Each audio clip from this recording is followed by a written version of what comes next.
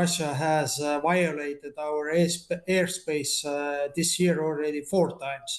And the place where they are usually violating Estonian airspace is at the proximity of small islands when they are on their way to the Kaliningrad. So this was the case this time also, and actually the Russian fighters flew near the border all the time, and they were escorted initially by Finnish fighters, and then taken over by Italian F-35s.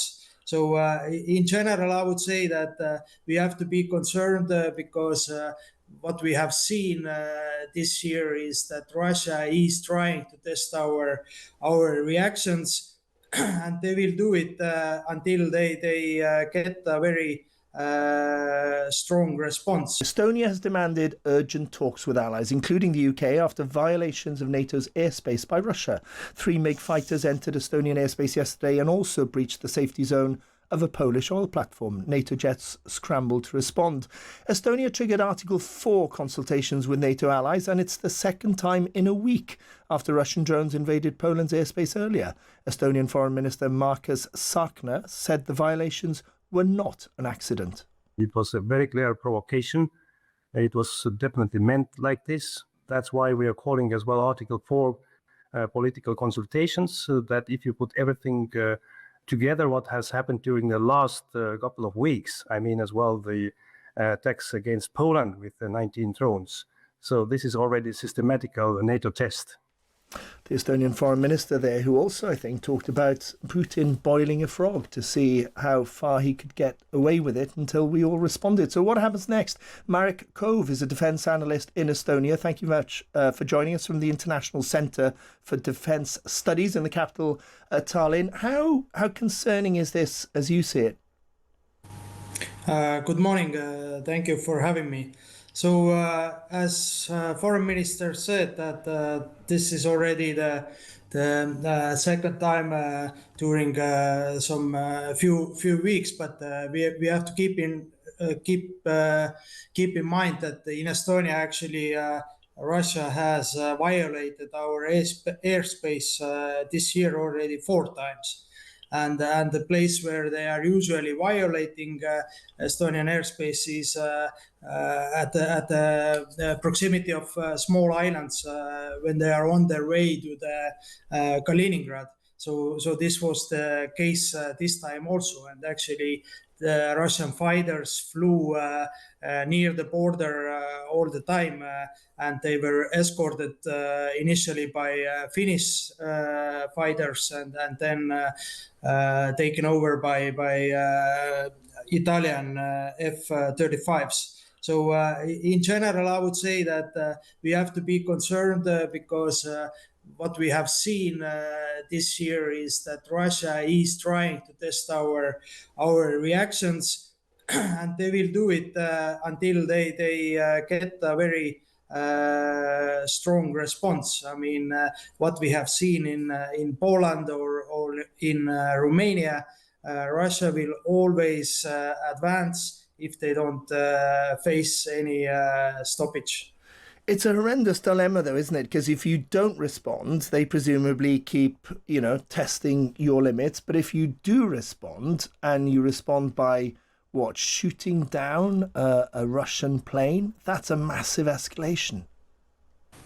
Yeah, I think shooting down the plane is on the very end of the response, and there can be other responses before that. And I think one thing you mentioned was very correct, that we are taking this Russian narrative very seriously, and it has happened in Ukraine also, that whatever NATO or EU countries are doing, then it's escalation towards Russia. But actually, we have to keep in mind that all those past years, the only one who has escalated all the time is Russia. So if Russia is doing something in the hybrid domain against our societies, our response should be asymmetrical, not starting to kill Russian citizens in our territories as Russians do with their activities or shooting down the planes, as you said. But we can also dive deep into the sanctions program and maybe limit the Russian diplomats in European countries. But also we know that there are plenty of Russian tourists who are visiting Europe yearly, and maybe to limit their possibilities to join the benefits of European countries also. How painfully conscious are you that you are very much the front line against Russia? It's one thing to violate your airspace, but you have a big land border. I came out there a few years ago with the British Prime Minister at the time when I was working with him and saw, I think there's about 900 British troops there. You really are, the front line for NATO here. Yeah, sure. It's the reality, but we also have to keep in mind that Estonia has faced Russian hybrid activities way before the definition of hybrid was invented. So actually, Russia started to influence our state and society from very early 90s when we regained our independence. And it started with disinformation campaigns, different ones, and also border violations. So in general, we have used to it. We know who Russia is and how they act. But we, of course, are very grateful for the allies who are here, namely United Kingdom and French units. At what point do you have no choice? I know you've suggested other measures, but at what point do you not have a choice other than to engage militarily with a sort of fighter jet that breaches your airspace? Because I think Turkey shot down a Russian flight, and that was it. Yeah, sure. I mean, with the shooting down the airplane, it's always a ladder of escalation when it leads to that.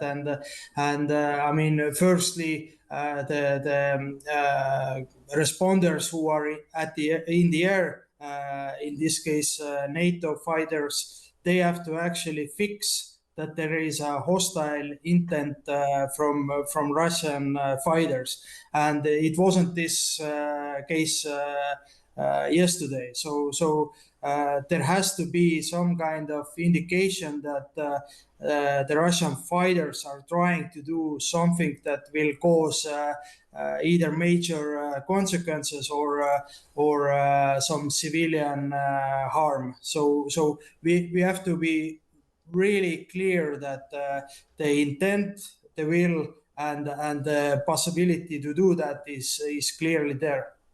Thank you very much for explaining that threshold to us. Marek Kohv, a defence analyst in Estonia.